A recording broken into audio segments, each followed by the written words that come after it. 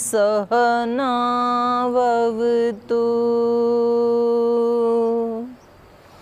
सहनौ भुनक्तु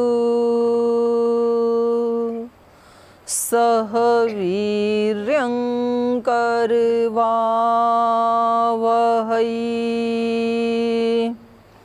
तेजस्विनावधीतमस्तु मा विद्विषावहै। ओम शांति शांति शांति।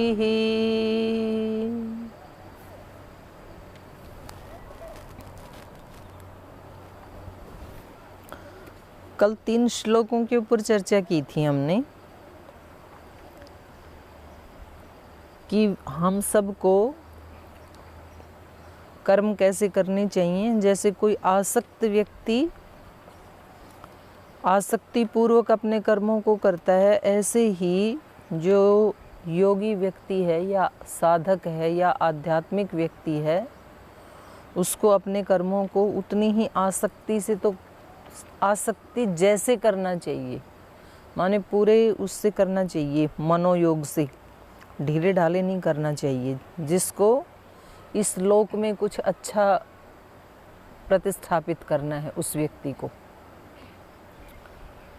और दूसरा ये बताया था कि जो इस समाज में जो बड़े माने जाते हैं, चाहे वो सन्यासी हैं, कोई योगी हैं, ऊंचे पदों पे आसीन हैं, राजनेता हैं, राजनेता तो खैर नहीं करेंगे, ये जो आध्यात्मिक क्षेत्र के जो व्यक्ति हैं, विद्वान व्यक्ति हैं, उनको बुद्धि भेदम न जनयेत, बुद्धि भ्रमित नहीं करनी चाहिए कि भाई काम में क्या रखा है, तो काम तो आपको बांधने वाले हैं, फिर आपको आना पड़ेगा, फिर आपको जाना पड़ेगा, तो ऐसे नहीं करना चाहिए। बल्कि जो शयेत सर्वकर्माणि विद्वान युक्तः समाचरण, खुद भी वो अपने स्वकर्म और स्वधर्म में युक्त होता हुआ, अपने कर्तव्य कर्मों को करता हुआ, दूसरे को भी सब कामों में, सर्वाणी लिखा पर यहाँ पर, जो शयेत सर्वकर्माणि, सर्वाणी कर्माणि, तो इसका मतलब ये है कि कुछ कर्मों में ही ना जुटे रहें। मतलब जो अपने नौकरी पेशा के जो काम हैं उनको तो करना ही है, फिर उसके साथ साथ अपने लिए थोड़ा टाइम ज़रूर निकालें, उसके लिए थोड़ा व्यायाम भी करें, प्राणायाम भी करें, थोड़ा ध्यान भी करें, उपासना भी करें। कुछ केवल उसी में ही लगे रहते हैं, तो उनके लिए कहा है कि वो थोड़ा लोक कल्याण का भी काम किया करें। तो दोनों के लिए यहाँ पर सर्वकर्माणी कहा कि सब कामों का एक बैलेंस बना करके अपनी एक ऐसी दिनचर्या बनानी चाहिए कि ना जग छूटे और ना भगवान छूटे, जगत भी ठीक ठाक चलता रहे और अपना उधर का भी व्यक्ति को ये ना रहे कि जी जब सब बच्चों की शादी हो जाएगी, रिटायरमेंट ले लेंगे, तब सोचेंगे हम अपनी उन्नति के लिए। तो पहली बात तो पता नहीं तब तक बचेंगे कि नहीं बचेंगे, और बचेंगे तो उस समय पूरे जीवन भर के जो अभ्यास हो चुके होंगे तो वो हमें उधर लगने ही नहीं देंगे। तो इसलिए प्रायः ये देखा जाता है गृहस्थी व्यक्तियों को कि उनके अपने बच्चे, फिर बच्चों के भी बच्चे, तो फिर उनको कहें कि अब तो शादी हो गई आपके बच्चों की, तो अब तो आप आ जाओ आश्रम में, साधना करो। बोल जी अब तो पहले से भी ज़्यादा बंधन आ गया अपने वालों को, तो फिर भी हम लोक करके आ जाया करते थे। अब तो जो बच्चों के बच्चे हैं उनको स्कूल बस के लिए छोड़ना जाना पड़ता है, फिर वहाँ से लाना पड़ता है, तो अभी तो और ज़्यादा दिक्कत आ गई। तो जैसे जैसे व्यक्ति के अभ्यास बढ़ते जाते हैं वैसे वैसे उसकी इंद्रियां कुशल हो जाती हैं उस काम में। तो ये कल हम पढ़ रहे थे। अब इसमें आपका कोई प्रश्न है तो आप पहले पूछ लें, फिर आगे चलेंगे। बहनों की तरफ से कोई प्रश्न है? वो प्रश्न पूछने वाली बहन आज कहाँ गई? ओम दीदी, दीदी, जब हम प्राणायाम करने ध्यान करने के लिए बैठते हैं तो जब हमको नींद आती है तो हमको तो गुस्सा नहीं आता, थोड़ा सा भी नहीं लगता कि हाँ हमको नींद आ गई, हमारा ध्यान भंग हो गया। लेकिन जब बच्चे थोड़ा सा भी शोर करते हैं, गुस्सा तो नहीं आता, लेकिन ध्यान ऐसा लगता है कि अब भटक गया है। तो ऐसा क्यों होता है? आपको लगता है कि बच्चे शोर ना मचाएं? जी। क्योंकि मन करना नहीं चाहता ना, मन को आदत है कि किसी दूसरे के सिर पे ठीकरा फोड़ने की। कि मैं तो बड़ा अच्छा ध्यान लगा लेता, अगर ये बच्चे शोर ना करें तो मैं तो आज समाधि को प्राप्त करने ही वाला था। मन ऐसा बहाना लगा कि वहाँ से भागना चाहता है।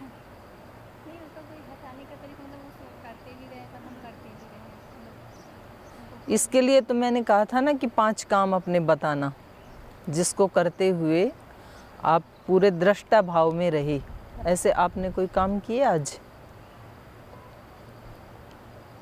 हाँ, ये तो मैं भूल ही गई थी, ये पूछना था आज। जैसे हम दूसरे को देखते हैं ना, जैसे आपका मन देख रहा है कि मैं अभी बैठी हूँ ध्यान के लिए और बच्चे शोर मचा रहे हैं, तो आप दोनों को देखो और थोड़ी देर आप केवल देखते ही रहो, उसको भी देखो आप। जब हम किसी चीज़ के दृष्टा बन जाते हैं ना, तो वो चीज़ हमारे से चिपकती नहीं है, फिर अलग हैं वो सारी चीज़ें हमारे से। आत्मा तो निर्लिप्त है। तो इसलिए मैंने कहा था कि कोई 5 काम ऐसे करना जिनको करते हुए आप अलग हैं और कोई दूसरा कर रहा है। क्योंकि गुणा गुणेषु वर्तन्ते, आज हम पढ़ेंगे इसको। काम आप नहीं कर रहे हो, आत्मा नहीं कर रही है, इंद्रियां कर रही हैं, मन कर रहा है, शरीर कर रहा है, और वो आप हैं नहीं। हमने अपने आप को मिक्सअप कर रखा है, लेकिन हम ना तो हम शरीर हैं, ना इंद्रियां हैं, ना बुद्धि हैं। शरीर तो यहीं पड़ा रहता है और हम चले जाते हैं। तो हम वो होते तो फिर शरीर भी उड़ के जाना चाहिए था, शरीर तो ऐसे ही पड़ा रहता है। लेकिन तो हमें दृष्टा भाव में जब हम रहते हैं तो कोई भी चीज़ बाधक नहीं बनती है। लेकिन जब हम तादात्म्य कर लेते हैं तो फिर हमारे मन को आदत है किसी दूसरे को ब्लेम करने की, स्वभाव है मन का, क्योंकि वो खुद बचना चाहता है। उसकी जो टेंडेंसी बन गई युग युगांतरों से, उसकी अपनी वृत्ति बन गई बाह्य चीज़ों में ध्यान देना, और हम बुद्धि से उसको कहते हैं कि अंतर्मुखी हो जाओ, तो वो भागना चाहता है, फिर अंदर नहीं जाना चाहता है। तो फिर वो दूसरे को ब्लेम करता है। तो पूरे जीवन भर यही चलता रहता है, हम दूसरे को बोलते रहते हैं कि जी वो स्थान ऐसा है, इसलिए अगर मैं, जब हरिद्वार में होते हैं ना, तो फिर ब्रह्मचारी पूछते हैं कि जी हम वहाँ चले जाएं, नीलकंठ चले जाएं, हिमालय में चले जाएं, गंगोत्री में चले जाएं, तो वहाँ जाके ध्यान लगाएं। तो यहाँ तो हिमालय में बैठी हैं सारी आत्माएं। फिर वो बोलते हैं जी बच्चे शोर मचाते हैं, तो फिर नदी के पास जाएं, फिर नदी के पास जाएंगे तो नदी भी शोर मचाती है, बंदर भी आता है वहाँ। ये तो चलता रहेगा ब्लेम वाला। तो क्योंकि वो आपके माइंड ने प्रोग्रामिंग कर ली कि नदी की आवाज़ आएगी तो हमें कोई कष्ट नहीं होगा, बच्चे की आएगी तो हमें कष्ट होगा। वो हमने ऐसे मान रखा, हमारे मन ने ऐसे मान लिया। कोई व्यक्ति खर्राटे मारता है तो अच्छा लगता है कि बुरा लगता है? बुरा लगता है। वो आवाज़ इतनी भयानक सी लगती है सोने वाले को। अब एक व्यक्ति के पिता बहुत बीमार हो गई और वो 3 दिन से हॉस्पिटल में एडमिट थे, एक क्षण के लिए भी सो नहीं रही थी, चिल्लाए ही जा रही थी, उनको इतना पेन था, नींद नहीं आ रही थी उनको। और ये व्यक्ति भी बहुत परेशान था कि भाई तड़फ रहे हैं पिताजी। और पड़ोसी जो था उसको नींद की गोलियां दे रखी थी, वो ज़ोर से खर्राटे मार रहा था।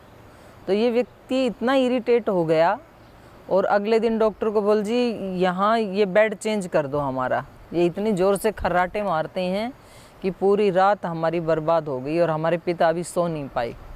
तो उनका चेंज कर दिया। अब अगले दिन उनको भी ऐसी दवा दे दी डॉक्टर ने, उनके पिता को, नींद की। तो अगले दिन उसका पिता भी वैसे ही खर्राटे मार रहा है और इस लड़के को इतना शकुन मिल रहा है, वाह वाह। मतलब जैसे वीणा की आवाज़ भी अच्छी नहीं लगेगी उसके सामने, जितनी वो खर्राटे वाली अच्छी लग रही है, क्योंकि उसने स्वीकार कर लिया उसको कि ये मेरे पिता हैं और ये सो रहे हैं और इनको आराम मिल रहा है, तो वो आवाज़ हमें बुरी नहीं लगती है। तो ऐसे हमारे मन ने ऐसे बना रखे हैं, ऐसे प्रोग्राम कर रखे हैं कि किचन में बर्तन की आवाज़ आएगी तो व्यक्ति पत्नी को डांटता है, बोले मैं पूरे दिन ऑफिस में काम करता हूँ, अब आकर के मैंने 2 मिनट आंख बंद करके ध्यान लगाना चाहा तो यहाँ आपकी कड़छी बज रही है। तो उधर बच्चे बेचारे कहीं थोड़ा भी आहट आ जाए तो बच्चों को डांटते हैं। तो हमारे चित्त ने अगर ये ठान लिया कि सब कुछ हो रहा है देखो, तो उसका भी आनंद आएगा। जैसे नदी का भी तो आनंद आता है ना, और हम कितने आराम से बैठते हैं वहाँ इतनी आवाज़ में भी। ऐसे ही हमारा मन स्वीकार कर लेता है। हम जब हरिद्वार में रहते हैं तो रोड बिल्कुल पास में चलता है, तो कई बार मैं वहाँ उसके डी ब्लॉक की छत पे बैठी होती हूँ ध्यान करने के लिए, और वो जाती हैं तो मेरे को लगता है कितनी मधुर आवाज़ आ रही है, और फिर थोड़ी देर के बाद वहाँ ध्यान जाता ही नहीं है। स्वीकार करते ही हमारा मन चुप हो जाता है। और ये केवल एक ध्यान की बात नहीं है, ये सब व्यवहारों की बात है, पूरे जीवन भर की। जैसे ही हम किसी चीज़ को या किसी व्यक्ति को स्वीकार कर लेते हैं जैसा वो है, हमारी समस्या खत्म।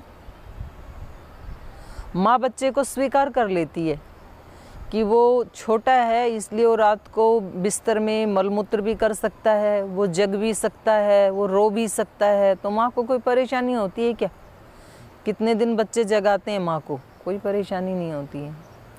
लेकिन वो ही बच्चा जैसे जैसे थोड़ा सा बड़ा होता है और फिर वो यदि बिस्तर में मलमूत्र करे तो माँ फिर उसको डांटती है कि बेटा पहले रात को सोते समय वॉशरूम जाके आया करो। और जैसे वो स्कूल जाने लगता है तो फिर वो आकर के अपनी माँ को सारी बातें बताता है स्कूल की, कि आज स्कूल में ये हुआ वो हुआ, क्योंकि माँ ने उस बच्चे को स्वीकार कर रखा है। और जैसे ही वो बच्चा थोड़ा बड़ा हो जाता है तो फिर माँ उसके ऊपर पूरी वो रखती है चौकीदारी, कि आज लेट क्यों हुआ, कहाँ गया था, किससे मिलने गया था। तो अब क्योंकि माँ ने अस्वीकृति घुसा दी बीच में, तो अब बच्चा माँ की बजाय किसी फ्रेंड के पास जाके उसको अपनी बातें बताता है, और उसका जो दोस्त है उसने उसको जैसा भी वो है वैसे रूप में स्वीकार कर रखा है। तो 2 चीज़ें सुखी रहने के लिए व्यवहार काल में बहुत महत्वपूर्ण हैं, एक स्वीकार का भाव, एक क्षमा का भाव। जो व्यक्ति जैसा है उसको स्वीकार कर लो, फिर कोई दिक्कत नहीं होगी। अब बच्चे खेल रहे हैं उसको स्वीकार कर लो, भाई बच्चे हैं तो खेलेंगे ही, आवाज़ आएगी, फिर कोई दिक्कत नहीं है। और यदि ये कर लिया कि आवाज़ नहीं आनी चाहिए चूँ भी, तो फिर पूरे टाइम मन में एक इरिटेशन पैदा होता रहेगा। तो इसका ये अभिप्राय भी नहीं है कि फिर भाई कुछ भी हो रहा है तो हम उसके लिए उपाय ना करें। अपनी तरफ से हम बोल दें कि इस समय आप, जैसे हमने आज बोल दिया कि आज बच्चों उधर खेल लो, आप तो उधर जाके खेल रहे हैं, वो तो यहाँ खेलेंगे तो यहाँ खेलेंगे तो भी कुछ नहीं कर सकते हैं, लेकिन अपनी तरफ से कह तो सकते हैं। तो कल इधर आके शोर मचा रहे थे बच्चे। दीदी, और जैसे हम अपनी तरफ से माँ का दर्जा तो कोई नहीं दे सकता या कोई ले भी नहीं सकता है, लेकिन हम अपनी तरफ से ये सोचते हैं कि बच्चों को कोई भी कष्ट हो या कोई भी परेशानी ऐसी होती है तो वो हमको बताएं, क्योंकि वो हमारे साथ रहते हैं, हमारे साथ वो शेयर करें, बताएं।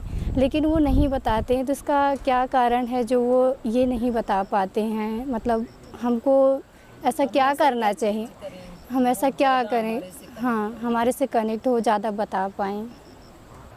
हाँ, ये तो प्रैक्टिकल प्रश्न है कि हम ऐसा भाव रखते हैं कि भाई ये हमें सब कुछ बता दें, लेकिन तो भी बच्चों के अंदर अभी वो भाव नहीं है, तो उनको लगता है कि, तो उसके लिए तो यही है कि जब क्लास के अतिरिक्त जो टाइम होता है तो उसमें हम उनके पास बैठें, उनके साथ जोक्स करें, उनकी कहानियाँ सुनें, उनको सुनाएं, तो माँ उसके अंदर कोई करेक्शन भी करना है ना, तो सबसे पहले किसी व्यक्ति को चेंज करने के लिए उसके साथ कनेक्ट होना पड़ता है, फिर करेक्ट किया जाता है। आप किसी से कनेक्ट हुए बिना करेक्ट नहीं कर सकते किसी को। तो माँ पहले बच्चे के साथ कनेक्ट होती है, मतलब वो जैसा भी है ना, तो उसको आते ही पूछेगी कि बेटा खाना खाया कि नहीं, चल थोड़ा दूध तो पी ले, दूध नहीं तो थोड़ा फल खा ले। फिर उससे पूछेगी, फिर उसको समझाएगी। तो धीरे धीरे, मतलब बच्चों की तो बात छोड़ो, ये पशु हैं, कुत्ते बिल्ली आदि हैं, वो भी फिर अपनापन महसूस करने लगते हैं। तो हमारे अंदर जितनी जितनी वो भावना बढ़ती जाएगी अपनेपन की, और हमें ये लगेगा ही नहीं कि ये मेरे को नहीं बताते हैं, ना बताएं तो कोई बात नहीं, पर वो हैं तो मेरे। तो ये भाव जितना, क्योंकि कहीं ना कहीं हमारी बुद्धि ज़्यादा ऐसे सोचती है और हृदय कम एक्टिवेट होता है, और बुद्धि ज़्यादा एक्टिवेट हो जाती है। बुद्धि कहती है कि पूरे दिन तो इन्हीं के लिए लगे हुए हैं, तो इनको कुछ है तो समस्या है तो हमें बताया करें। तो उसको बुद्धि को हटा के हृदय जितना जितना ज़्यादा एक्टिवेट होता रहेगा तो बताएंगे फिर। और ना भी बताएं तब भी आपको कष्ट नहीं होगा, क्योंकि आपने उनको स्वीकार कर लिया है। और वो आज नहीं तो कल बताएंगे, फिर बताते ही हैं। लेकिन पहले उनके साथ कनेक्ट होना पड़ता है इमोशनली। वो वाणी से कहने की ज़रूरत नहीं है, शरीर की भी ज़रूरत नहीं है। मतलब बेटा बैठा है कहीं अमेरिका में और माँ बैठी है भारत में, लेकिन वो इतनी दूर बैठे हुए भी कनेक्ट हैं।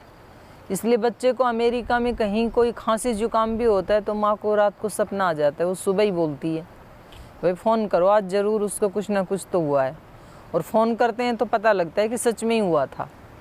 इसको कहते हैं कनेक्टिविटी, संपर्क। तो हृदय का, भावनाओं का जितना संपर्क होगा उतना व्यक्ति हमारे नज़दीक होता है, और हृदय से ही स्वीकार किया जाता है।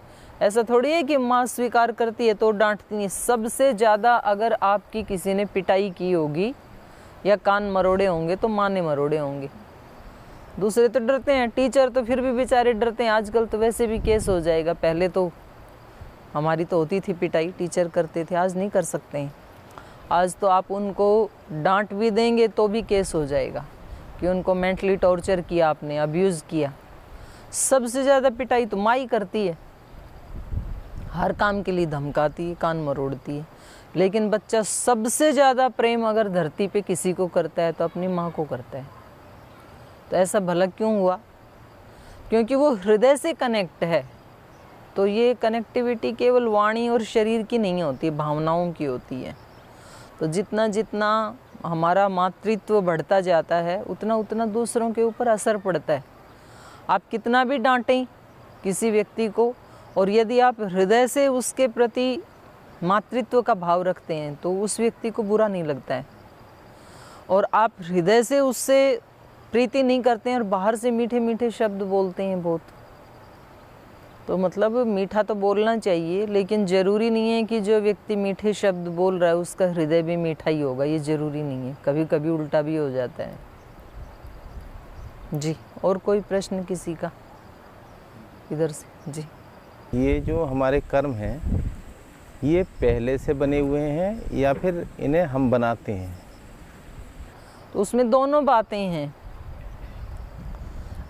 हमसे मतलब आत्मा तो करती नहीं है, शरीर कर रहा है। ये मैं अभी आपको सुनाऊंगी।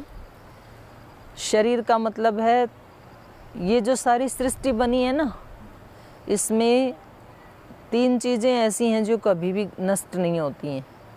एक तो हम नहीं नष्ट होते हैं कभी, हम मतलब आत्मा, वो कभी भी उसका नाश नहीं होता। एक परमात्मा, और एक को बोलते हैं मूल प्रकृति। मूल प्रकृति को आप समझ सकते हैं रॉ मटेरियल, और उस मूल प्रकृति का नाम ही त्रिगुण भी है, सत्वगुण, रजोगुण, तमोगुण। तो जैसे वो एक वायर होती है ना, बिजली का तार, उसमें 3 वो होते हैं और तीनों को मिलकर के एक डोरी बनती है। तो ऐसे ही ये एक ही चीज़ के 3 नाम हैं, सत्व, रज, तम। और तीनों के गुण कर्म स्वभाव बिल्कुल अलग अलग हैं। सत्वगुण का स्वभाव है प्रकाश ज्ञान, और रजोगुण का स्वभाव है क्रियाशीलता, और तमोगुण का स्वभाव है स्थिति स्थिरता। जैसे इस समय हम बैठे हुए हैं यहाँ, तो हम तमोगुण के कारण बैठे हुए हैं। यदि तमोगुण नहीं हो तो उड़ेंगे सारे, फिर इधर उधर बैठ नहीं सकते हैं आप। और रजोगुण के कारण क्रिया हो रही है, आप सुनने की क्रिया कर रहे हैं, मैं बोलने की क्रिया कर रही हूँ। और एक सत्वगुण के कारण जो कुछ भी क्रिया हो रही है उसका ज्ञान हो रहा है बुद्धि को। तो तीनों गुण काम कर रहे हैं इस समय। और वो जो तीन गुण हैं उनसे जब ये सृष्टि नहीं बनी थी, प्रलय थी, तो वो बिल्कुल ऐसे समान अवस्था में थे। तो भगवान फिर उसको, वो तो जड़ चीज़ें हैं, जैसे पत्थर जड़ है, जैसे पंखा जड़ है, हारमोनियम जड़ है, पर उसमें किसी चेतन ने उसमें गति पैदा कर दी तो फिर पत्थर भी घूमने लगते हैं, पंखा भी घूमने लगता है, हारमोनियम भी गीत गाने लगता है। वो तो जड़ चीज़ है, लेकिन तो चेतन के बिना वो काम नहीं करते हैं, जड़।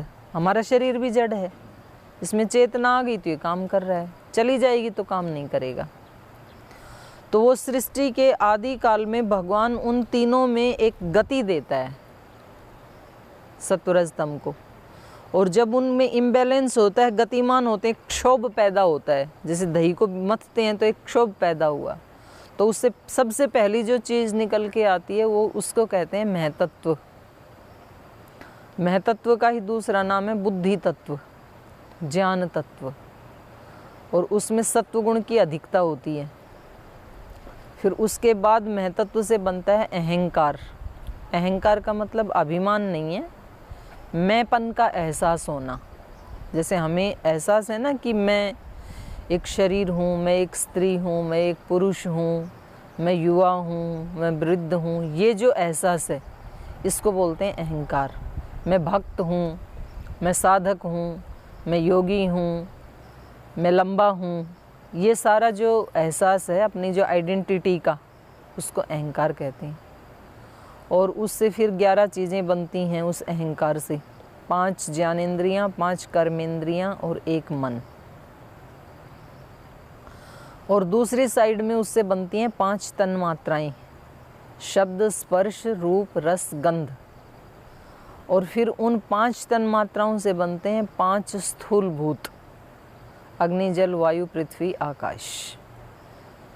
तो ये सारे ब्रह्मांड में तो वो 5 तत्व काम कर रहे हैं, और हमारा शरीर भी उन 5 से ही बना है। और हमारे अहंकार, बुद्धि, मन जो हैं ये पहले ही बन चुके हैं। जो मैंने बताया महतत्व ही बुद्धि तत्व है, अहंकार है। तो सारा काम यही तो करते हैं हम। सारे काम किससे करते हैं? सुबह से शाम तक या तो शरीर से करते हैं, तो शरीर 5 तत्वों से बना है, या तो मन से करते हैं, मन भी प्रकृति से ही बना है, या तो बुद्धि से करते हैं, बुद्धि भी प्रकृति से बनी है। तो आत्मा तो कोई काम करता नहीं है, लेकिन आत्मा की उपस्थिति के बिना ये कुछ भी नहीं कर सकते। करते तो यही हैं, और आत्मा को यदि निकाल दिया जाए तो फिर ये कुछ भी काम नहीं करेंगे। तो सारे जो पंखा घूम रहा है, एसी काम कर रहा है, कूलर कर रहा है, करती तो बिजली है सारे काम, लेकिन बिजली को यदि हटा दें तो वो एक भी काम नहीं करेगा। और वैसे देखें तो बिजली कुछ भी काम नहीं करती है, निष्क्रिय है, वो घूम वो रहे हैं। तो ऐसा ही है अपने यहाँ भी, एक जो ऊर्जा है उसको चेतना कह दिया, चेतन तत्व कह दिया, परमात्मा कह दिया, तो उसकी ही शक्ति से काम हो रहे हैं। तो हम जो भी काम करते हैं ना, तो वो हम करते हैं प्रकृति की सहायता से, आत्मा की सहायता से प्रकृति करती है। प्रकृति का मेरा कहने का अभिप्राय है शरीर, मन, इंद्रियां, बुद्धि, ये सब करते हैं, हम नहीं करते।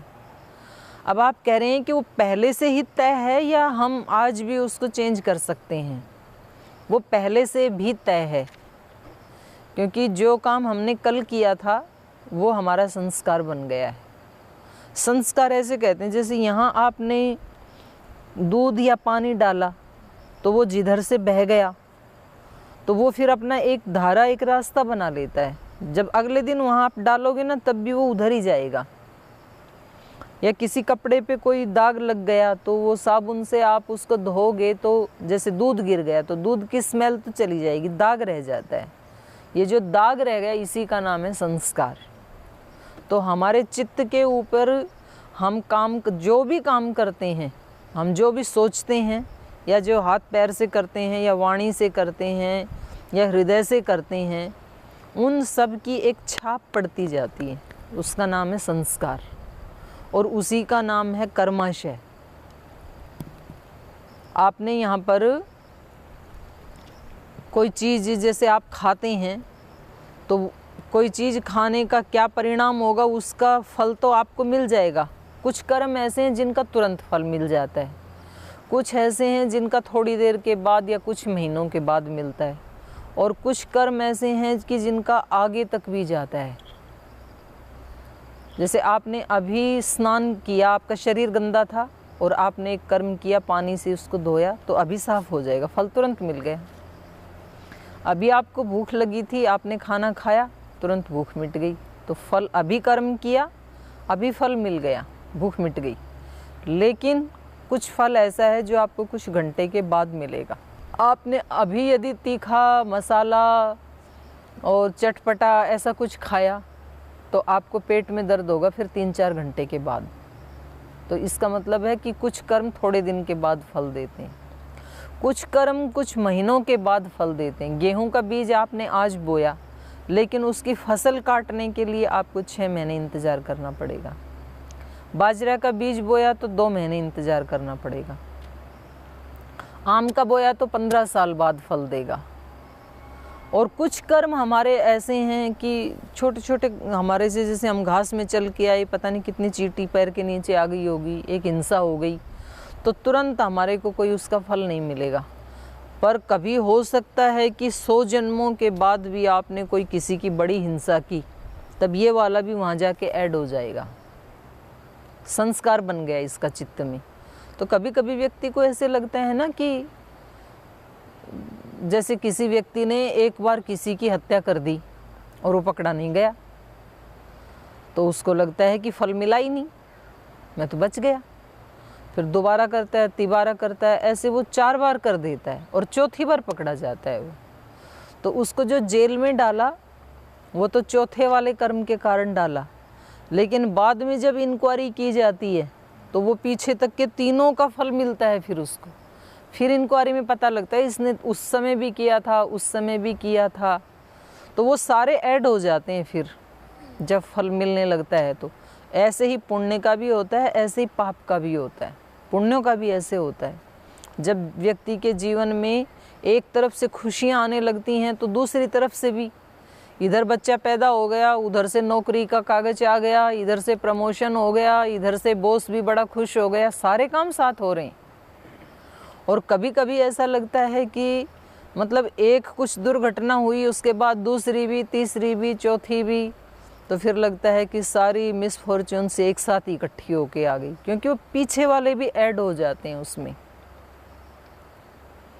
और ऐसे हम घर में भी देखते हैं, मतलब जैसे कक्षा में कोई एक बच्चा उदंडता करता है तो फिर दूसरे बच्चे बेचारे सहन कर लेते हैं, नहीं बोलते हैं।